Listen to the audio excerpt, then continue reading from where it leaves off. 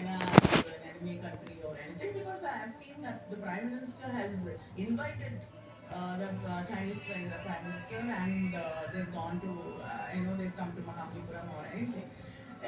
Just because you do not want to accept the truth, you're finding reasons to, divert the issue. That is it. कहने को तो हमारे देश में लोकतंत्र है और एक लोकतांत्रिक ढांचा है, एक संवैधानिक ढांचा बना हुआ है, जहां पर केंद्र सरकार होती है, फिर राज्य सरकारें होती हैं और राज्य सरकारों में अलग-अलग पार्टियों की सरकारें हो सकती हैं। लेकिन आपने देखा होगा, कुछ एक चीजें ऐसी हैं, जैसे रक्षा, जैसे विदेश, ऐसी नीतियों में कम से कम देश को एक साथ एक दिशा में जाना चाहिए। और 2 उदाहरण मैं आपको आज देना चाहूँगा। एक उदाहरण है चीन का। चीन ने हमारे साथ क्या किया गलवान में आप जानते हैं। चीन, भारत और चीन सीमा पर क्या कर रहा है, आप सब जानते हैं। चीन ने बार-बार हमें कैसे धोखा दिया है, ये भी हम सब जानते हैं।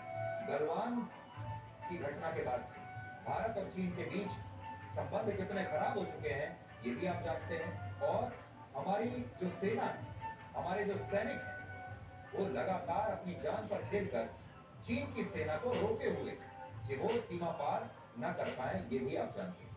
इसलिए कम से कम चीन के मामले में पूरे देश को एक स्वर में बात करनी चाहिए थी। सारी सरकारों को, चाहे राज्य सरकार हो या केंद्र सरकार हो, सबको एक स्वर में बात करनी चाहिए। लेकिन आज भी हमारे देश में ये हो रहा है कि केंद्र सरकार अगर चीन के साथ सख्ती से निपटने की कोशिश कर रही है, तो हमारे ही देश के कुछ विरोधी दल सिर्फ केंद्र सरकार का विरोध करने के लिए, सिर्फ मोदी का विरोध करने के लिए चीन के साथ हाथ मिलाने के लिए तैयार है। चीन के राष्ट्रपति को जन्मदिन की बधाइयां देते हैं, चीन के राष्ट्रपति को और वहां के कम्युनिस्ट पार्टी को बधाइयां देते हैं और उनके साथ संबंध सुधार कर रखते हैं। और आज रॉकेट पर भी अगर उन्होंने चीन का झंडा लगा दिया, इस पर भी वो छोटी मोटी बात है।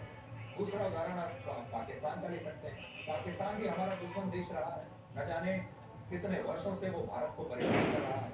इसके बावजूद पाकिस्तान पर भी हमारे तमाम पार्टियों में, राज्य सरकारों में और केंद्र सरकारों में एक राय नहीं है।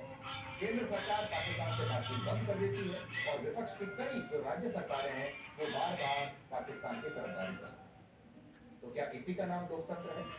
आज के लिए ब्लैक एंड व्हाइट में इतना ही। अब आपसे हमारी अगली मुलाकात होगी कल रात 9 बजे।